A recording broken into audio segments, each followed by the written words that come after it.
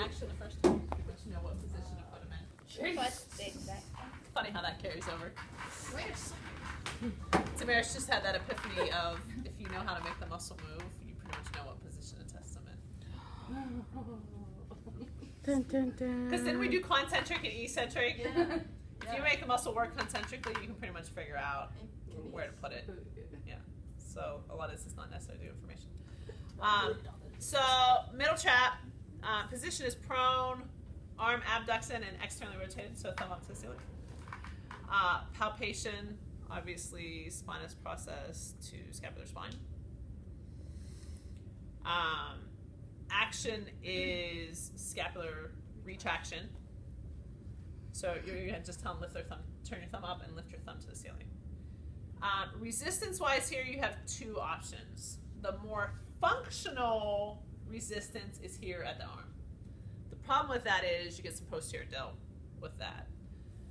Because the upper or the middle trap is specifically a scapular retractor, to isolate it out as a middle trap, the resistance should be at the scapula. So I could do, and the stabilization is opposite side trunk because when people lift up like this, they'll tend to rotate. So stabilization is here. Resistance is either lift your thumb up towards the ceiling. Resistance is either here, hold that, hold, or here. And so sometimes what I'll do if I feel like I can't get a good angle there is I'll come to the other side. I'll stabilize here, go ahead and lift up, and I'll resist here. It just gives me a little bit better mechanical advantage on the resistance piece. So for the comp is there? Yeah, I feel like when I'm on that side, my hands get all light. I feel like I'm just forced on the scapula. The scapula is the more isolated one, although your paper and clinically acceptable is the distal forearm. Do the distal forearm, you know the follow-up question is going to be where else can you resist to isolate that a little bit more, or what's the problem with resisting at the distal forearm? You'd be like, oh, well, that's some posterior delt too. So I would, because it's a scapular muscle, you should resist at the scapula to isolate it out as a middle trap. Okay. The gravity minimized is sitting. Oh, jeez, I forgot how heavy this is. It's stuck.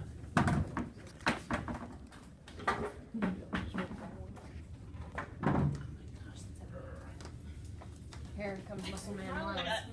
it was just at a funky angle. So this is my cool little slide board.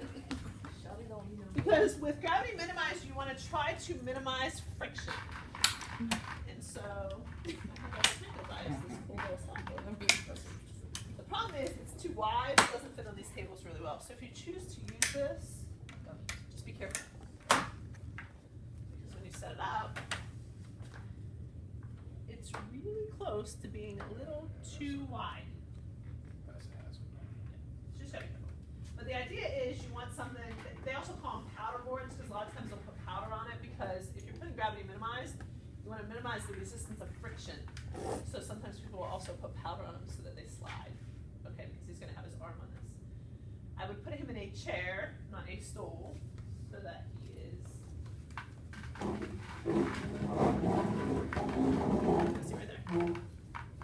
And now here I might have to play with height. So if this is too high for him, I might just do it straight on the table.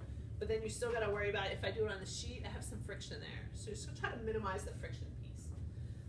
And so I'm basically going to have him do the same motion. I'm going to have him turn his thumb up, take his arm out to the side, and I just want you to pull your arm straight back. Okay, that's it. So that's the gravity minimized piece. And then if I wanted to resist, again, I can either resist here or here to resist through the motion. So when he's sitting, where do you stabilize?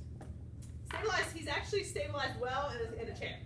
So I don't necessarily need to stabilize. If anything, I'll probably put my other hand here just to prevent trunk rotation. But the chair kind of does the stabilization for you.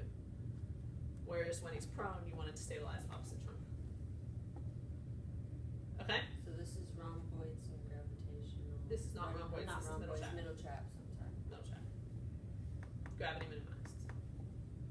So if you choose to use this, just make sure your chair height, you know what I mean? You don't want somebody being like way up here or way down here. It works pretty well for him if he sits nice and straight. It's up a little bit. There you go. Now it looks better. No, like for me, obviously. But for you, it probably wouldn't work. So I would probably just do it on the table Take the sheet and off. take the sheet off. Yeah. Something that you just don't have. You want to try to minimize friction. So work with what you got. I mean, not every clinic's going to have nice boards like this. You just got to do with what you got. Just know what you're trying to do is minimize friction. Okay? So that's middle trap. I'm going to leave this on that table so I don't have to